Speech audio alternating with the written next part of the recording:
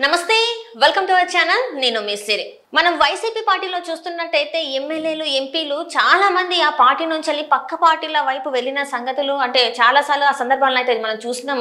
అయితే ఇప్పుడు ఏంటంటే ఎన్నికలు ఇంత దగ్గర ఉన్నా కూడా ఇప్పటికీ ఆ పార్టీ నుంచి పక్క పార్టీలకు వెళ్ళడం లేకపోతే రాజీనామాలో పర్వాలు అయితే ఇంకా కొనసాగుతూనే ఉన్నాయి.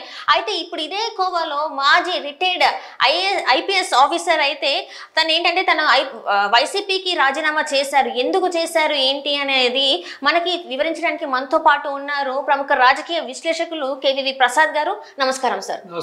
సార్, ఇప్పుడు చూస్తున్నట్టయితే వైసీపీ పార్టీ నుంచి చాలా మంది ఎమ్మెల్యేలు ఎంపీలు బయటకు వచ్చేసారు, పక్క పార్టీలోకి వెళ్ళారు. వాళ్ళు అక్కడ వెళ్ళిపోయి వాళ్ళ దారి వాళ్ళు చూసుకున్నారు. అయితే ఇప్పుడు ఇంత దగ్గర అంటే ఎలక్షన్స్ కి ఇంకో వారం రోజులు ఉన్న టైంలో ఇప్పుడు కూడా చాలా మంది రాజీనామా చేస్తున్నారు. ఆ పార్టీకి చేసి దానికి ఎందుకు చేసామనేది కూడా వాళ్ళ లెటర్ లో రాయడం జరుగుతుంది.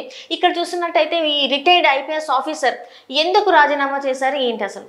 సో సాధారణంగా వీళ్ళకి ఏదో ప్రామిస్ చేసి ఇదిగో అదిగో అని చెప్పి ఈ విధంగానే లాస్ట్ మూమెంట్లో హ్యాండ్స్ ఇస్తూ ఉంటారు.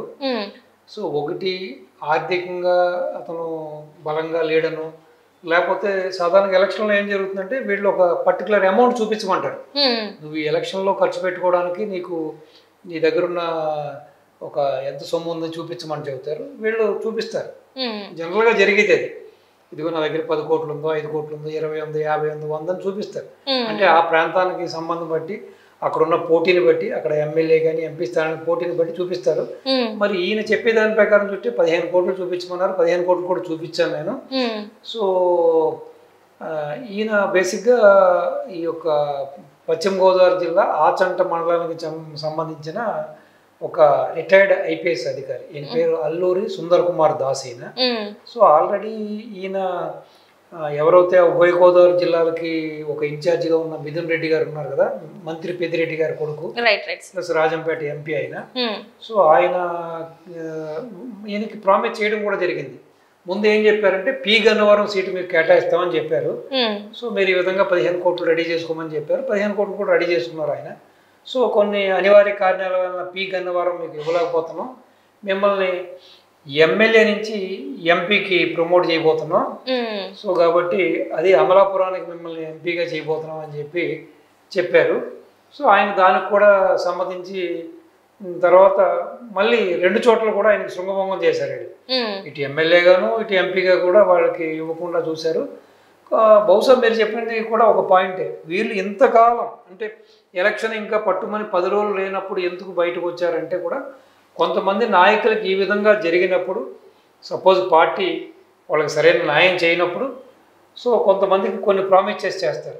నిన్ను ఎమ్మెల్సీగా పంపిస్తామను, నిన్ను రాజ్యసభకి ఎంపీగా పంపిస్తామను, లేకపోతే వాళ్ళ యొక్క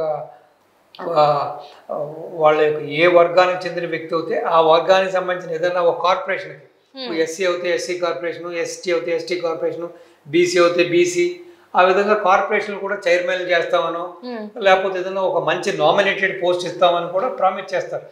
బహుశా వారికి అక్కడ కూడా శృంగభంగం ఎదురై ఉంటుంది. సో ఎటువంటి హామీ లభించకపోవడంతో ఇంక ఈ పార్టీ కూడా అధికారంలో వచ్చేలా లేదు, ప్లస్ ఈ పార్టీలో ఉండడం అనవసరం అనుకుని బహుశా ఆయన బయటకు వచ్చి ఉంటారు. అంటే ఇక్కడ చూస్తున్నట్టయితే సార్ నాకేమనిపిస్తుంది అంటే గతంలో అంటే మనం కొన్ని వార్తలు చూసాం, ఒక్క సీటుకి 150 కోట్ల రూపాయలు అని చెప్పేసి మాట్లాడారు. మరి ఇక్కడ 15 కోట్లు అనేసరికి వాళ్ళు ఎక్కడో అంటే 15 కోట్లు చాలా తక్కువ అమౌంట్ కదా, 150 కోట్లు ఇవ్వట్లేదు కదా, అందుకోసం ఈయనకి టికెట్ ఇవ్వలేదు అని అనుకోవచ్చా? మరి అలాంటివి అనుకోవచ్చా? మరి అంటే సాధారణంగా ఈ రిజర్వ్డ్ కాన్స్టిట్యున్సీస్ ఉంటాయమ్మా, ఎమ్మెల్యే కానీ ఎంపీ కానీ. సో అక్కడ ఉండే క్యాండిడేట్లు అంటే సాధారణంగా ఆ సామాజిక వర్గానికి చెందిన వాళ్ళే ఉంటారు కాబట్టి, సో బహుశా మీరు చెప్పినట్టుగా ఈ విధంగా ఈ యొక్క సాధారణంగా retired teachers, retired judges, retired IAS ఐపీఎస్లు కొంతమంది వాళ్ళు ఆ గవర్నమెంట్లో వాళ్ళకు అనుకూలంగా పనిచేసి ఆ ప్రభుత్వానికి అడుగులకు మడుగులు ఎత్తినప్పుడు వాళ్ళకి రాజకీయంగా ఈ విధమైన ఒక ఆసక్తి ఉన్నప్పుడు వాళ్ళు రాజకీయాల్లోకి వస్తూ ఉంటారు. అప్పుడు సో వాళ్ళకున్న ఆర్థిక వనరుల ఆధారంగా 10 కోట్లు 15 కోట్లు చూపిస్తారు, అంతకుమించి చూపించారు. మీరు చెప్పినట్టుగా కొన్ని ఓసీ యొక్క కాన్స్టిట్యున్సీస్ ఉంటాయి. ఆ ఎంపీ అయినా ఎంపీ స్థానాలైనా ఎమ్మెల్యే స్థానాలైనా అక్కడ బలమైన ప్రత్యర్థులు అంటే ఇంకా డబ్బు అంటే లెక్క లేకుండా ఉండే బలమైన ప్రత్యర్థులు, ఆర్థికంగా బాగా పరిపుష్టంగా ఉన్న వ్యక్తులు పోటీ పడినప్పుడు, సో నువ్వా నేననే పోటీ సాగినప్పుడు, నువ్వు 2000 ఇస్తే నేను 3000 ఇస్తాను, 3 ఇస్తే 4 ఇస్తాను, నేను 4 ఇస్తే 5 ఇస్తాను పోటీ పడినప్పుడు మీరు చెప్పినట్టుగానే ఆటోమేటిక్గా అక్కడ ఆ ఖర్చు అనేది గణనీయంగా కూడా పెరుగుతూ ఉంటుంది. మనం చాలాసార్లు చూసాం. ఈ ఎంపీ స్థానానికి దగ్గర దగ్గర 500 కోట్లు ఖర్చు పెట్టారనో, 200, 300 ఖర్చు పెట్టారనో, 100 కోట్లు ఖర్చు పెట్టారు, 50 కోట్లు ఖర్చు చెప్పుకుంటూ ఉంటారు. సో బహుశా ఇది రిజర్వ్డ్ కాన్స్టిట్యున్సీకి సంబంధించింది కాబట్టి, గన్నవరం అయినా, ఇటు పి గన్నవరం అయినా, ఇటు అమలాపురం అయినా కాబట్టి, సో వాళ్ళు బహుశా ఆ లిమిట్ పెట్టుకుంటారు. అంటే ఇప్పుడు ఇక్కడ చూస్తున్నట్టు సార్, ఇక్కడ ఒక వార్త అయితే హల్చల్ చేసింది ఏంటంటే, పిఠాపురంలో పవన్ కళ్యాణ్ గారిని ఓడించడానికి అక్కడ 100 కోట్లైనా 200 కోట్లైనా కూడా ఖర్చు పెట్టేసి ఆయన ఎట్లయినా ఓడించాలని చెప్పేసి వంగగీత గారికి సపోర్ట్ చేస్తున్నట్టు కూడా మనకు వార్తలు.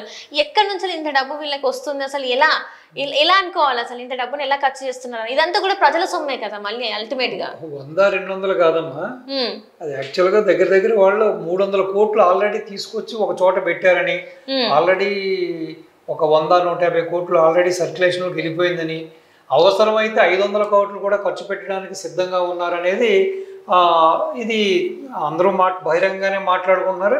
ఈవెన్ దానికి సంబంధించిన వైసీపీ నాయకులు కూడా ఏ విధంగానైనా సరే పవన్ కళ్యాణ్ని అసెంబ్లీ గడప తొక్కనివ్వకూడదని శపథం చేశాడు మా జగన్మోహన్ రెడ్డి. కాబట్టి సో మేము ఏ లెవెల్ కన్నా వెళ్తాం, ఏమైనా చేస్తామని చెప్పి ఆల్రెడీ ఒక 1000 మంది గూండాలు కూడా వాళ్ళ రాయలసీమ ప్రాంతానికి సంబంధించిన వాళ్ళందరినీ కూడా అక్కడ మోహరించారని, సో ఈ విధంగా వాళ్లే బాహటంగా చెప్తున్నారు బయట. సో ఎంతైనా ఖర్చు పెడతారు. మీరు చెప్పారు ఈ డబ్బులు ఎక్కడి నుంచి వస్తున్నాయంటే, ఇప్పుడు 2004లో కుటుంబ ఖర్చుల నిమిత్తం కుటుంబానికి కష్టంగా ఉందని చెప్పి ఉన్న ఇంటినే అమ్ముకోవడానికి అప్లికేషన్ పెట్టుకున్నాడు రాజశేఖర రెడ్డి, అప్పుడున్న ముఖ్యమంత్రి చంద్రబాబు నాయుడు గారి చేత. సో చంద్రబాబు నాయుడు గారు సహృదయంతో సో అమ్ముకో అని చెప్పి ఆయన పర్మిషన్ ఇచ్చాడు. అటువంటి వ్యక్తులకి ఈ రోజున మరి ఈ యొక్క సాక్షి పేపరు, ఈ యొక్క టీవీలు, ఈ యొక్క పవర్ ప్రాజెక్ట్స్, ఈ యొక్క ఆస్తులు అంతస్తులు, ఈ 1000 కోట్ల ఆస్తులు, ఈ ఎక్కడ చూసినా ఈ భవంతులు, మరి ఎక్కడి నుంచి వచ్చిన ఈ దోపిడీయే కదమ్మా. ఇప్పుడు ప్రస్తుతంగా ల్యాండ్, శాండ్, వైన్, మైన్ అన్నిట్లో కూడా దోపిడీ చేస్తున్నారు కదా. సో ప్రతిదీ దోపిడీ కాబట్టి ఈజీ మనీ. ఇప్పుడు లెక్కర్ ఆయన సొంత లెక్కరే లోకల్ బ్రాండ్స్ అమ్ముతున్నారని చెబుతున్నారు.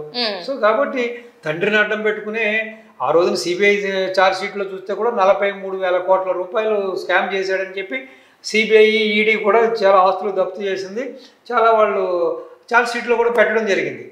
సో మరి 5 ఏళ్లలో కూడా ఇంకా ఎంత సంపాదించారు? ఇప్పుడు ఆ సంపాదించిన అవినీతి సొమ్ముతోటి ఏ విధంగా గట్టెక్కాలి, మళ్ళీ అధికారంలో. ఇప్పుడు ఇది ఒక వ్యాపారం అయిపోయిందమ్మా. ఇప్పుడు సాధారణంగా ఎవరైనా వ్యాపారం చేస్తున్నారంటే కాంపిటీషన్ ఉంటుంది. ఇప్పుడు మీరు ఒక బట్టల షాప్ పెడితే ఎదురుగుండా ఇంకో బట్టల షాప్ ఒకటి ఉంటాడు, మీరు ఒక రెస్టారెంట్ పెడితే మీకు ఆపోజిట్ ఇంకో రెస్టారెంట్ ఒకటి ఉంటాడు. అలాగే ఏ ఫీల్డ్ తీసుకున్నా కూడా దానికి ఒక కాంపిటీషన్ ఉంటుంది. దాంట్లో మీరు ఓ 5%, 10% లాభాలు మించి సంపాదించగలిగిన పరిస్థితి. కానీ ఈ రాజకీయం ఈరోజు ఏమైపోయిందంటే జోదం అయిపోయింది. రాజకీయం ఏంటంటే పెద్ద వ్యాపారం అయిపోయింది. నువ్వు అధికారంలో ఉన్న 5 ఏళ్ళు కూడా నీకు ఇంక ఎదురు ఉండదు. నువ్వు ఈ రోజున మీరు చెప్పినట్టుగా 100 కోట్లు ఖర్చు పెడితే నీ టార్గెట్ 1000 కోట్లు సంపాదించాలనుకున్నావు. 1000 ఖర్చు పెడితే 10,000 కోట్లు, 10,000 కోట్లు ఖర్చు పెడితే 1,00,000 కోట్లు. సో ఈ విధంగా ఈ అవినీతికి అనే దానికి అంతు లేకుండా పోయింది. ఆ అవినీతి సామ్రాజ్యాన్ని ఆ విధంగా నిర్మించుకున్న జగన్మోహన్ రెడ్డి మళ్ళీ అధికారం చేజెక్కించుకోవడం కోసం తాను ఎంత ఖర్చుకైనా వెనకాడకుండా ఖర్చు పెట్టడానికి సిద్ధమయ్యాడు. ప్లస్ తన బలమైన ప్రత్యర్థులను ఎట్టి పరిస్థితుల్లోనూ అసెంబ్లీకి రానివ్వకూడదని, వస్తే రేపొద్దున తన తప్పిదాలని ఎండగడతారని, తనని వేలెత్తి చూపిస్తారని. సో ఇటు అవసరమైతే చంద్రబాబు నాయుడు గారు కుప్ప ఆయన నగ్గకూడదని, లోకేష్ గారు మంగళగిరిలో నగ్గకూడదని, పవన్ కళ్యాణ్ గారు ఏమో పిఠాపురంలో నగ్గకూడదని కూడా ఈయన శపథం పూనాడంట. సో చూద్దాం ఇది చివరికి ఇది ఎటువంటి పరిస్థితులకు దారి తీస్తుందని. సో ఇటువంటి ఐపీఎస్లు ఇంకా సీట్లు ఆశించిన ఐపీఎస్లు ఇంకా ఎంతమంది బయటకు వస్తారో చూద్దాం. ఇంకా ఈ ఒక 10 రోజుల కాల వ్యవధిలో. Right sir, right. Thank you so much. నమస్తే.